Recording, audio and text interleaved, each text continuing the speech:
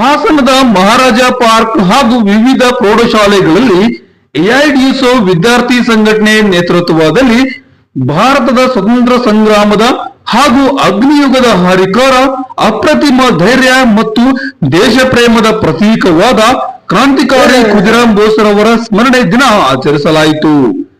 ಈ ಸಂದರ್ಭದಲ್ಲಿ ಸಾರ್ವಜನಿಕರನ್ನು ಉದ್ದೇಶಿಸಿ ಎಐಡಿಎಸ್ಒ ಜಿಲ್ಲಾ ಅಧ್ಯಕ್ಷರಾದ ಚೈತ್ರಾರವರು ಮಾತನಾಡಿ, ಕೇವಲ 18 ವರ್ಷ ವಯಸ್ಸಿನಲ್ಲಿಯೇ ದೇಶದ ಸ್ವತಂತ್ರಕ್ಕಾಗಿ ಪ್ರಾಣವನ್ನೇ ಅರ್ಪಿಸಿದ ಖುದಿರಾಮ್ ಬೋಸ್ರವರ ಜೀವನ ಇಂದಿನ ಯುವ ಜನತೆಗೆ ಸ್ಫೂರ್ತಿಯಾಗಿದೆ.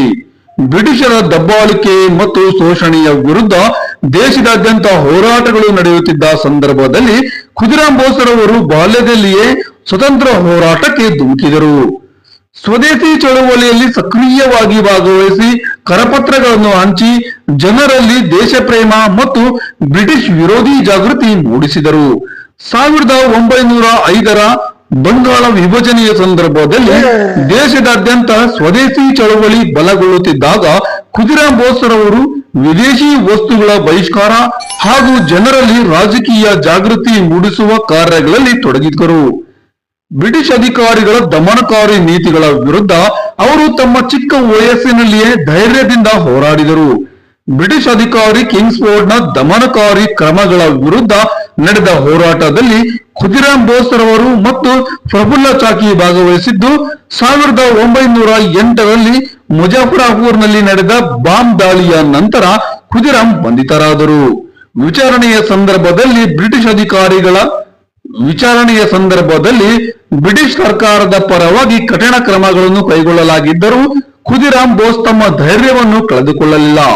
ಮರಣದಂಡನೆಯ ತೀರ್ಪು ಪ್ರಕಟವಾಗದಾಗಲೂ ಅವರು ಅದನ್ನು ನಗುನಗುತ್ತಲೇ ಸ್ವೀಕರಿಸಿದರು. 1908ರ ಆಗಸ್ಟ್ 11ರಂದು ಕೇವಲ 18 ವರ್ಷ ವಯಸ್ಸಿನ ಖುದಿರಾಮ್ ಬೋಸ್ ಗಲ್ಲುಗಂಬವನ್ನೇರಿದರು. ಅವರ ಈ ಅಪೂರ್ವ ಧೈರ್ಯ ಮತ್ತು ಬಲಿದಾನವು ಭಾರತದ ಸ್ವತಂತ್ರ ಹೋರಾಟದಲ್ಲಿ ಸಾವಿರಾರು ಯುವಕರಿಗೆ ಸ್ಫೂರ್ತಿ ನೀಡಿತು. ಖುದಿರಾಮ್ ಬೋಸ್ ಅವರಂತಹ ಮಹಾನ್ ಸ್ವತಂತ್ರ ಹೋರಾಟಗಾರರ ತ್ಯಾಗ ಮತ್ತು ಹೋರಾಟವನ್ನು ಕೇವಲ ಸ್ಮರಣಾ ದಿನಗಳಿಗೆ ಸೀಮಿತಗೊಳಿಸದೆ ಅವರ ಆದರ್ಶಗಳನ್ನು ಇಂದಿನ ಯುವ ಜನತೆಗೆ ಪರಿಚಯಿಸುವ ಅಗತ್ಯವಿದೆ. ದೇಶದ ಇತಿಹಾಸವನ್ನು ತಿಳಿದುಕೊಂಡು ಸಮಾಜದ ಸಮಸ್ಯೆಗಳ ಬಗ್ಗೆ ಅರಿವು ಬೆಳೆಸಿಕೊಂಡು ಅನ್ಯಾಯದ ವಿರುದ್ಧ ದನಿ ಎತ್ತುವ ಯುವ ಜನತೆಯನ್ನು ರೂಪಿಸುವುದು ಇಂದಿನ ಅಗತ್ಯವಾಗಿದೆ. ಈ ಸಂದರ್ಭದಲ್ಲಿ ಎಐಡಿಎಸ್ಒ ಜಿಲ್ಲಾಧ್ಯಕ್ಷರಾದ ಚೈತ್ರಾ, ಜಿಲ್ಲಾ ಕಾರ್ಯದರ್ಶಿ ಸುಷ್ಮಾ, ಜಿಲ್ಲಾ ಉಪಾಧ್ಯಕ್ಷರಾದ ಅಭಿಷೇಕ್ ಮತ್ತು ವಿವಿಧ ಕಾಲೇಜಿನ ವಿದ್ಯಾರ್ಥಿಗಳು ಹಾಗೂ ಸಾರ್ವಜನಿಕರು ಸಂದರ್ಭದಲ್ಲಿ ಉಪಸ್ಥಿತರಿದ್ದರು.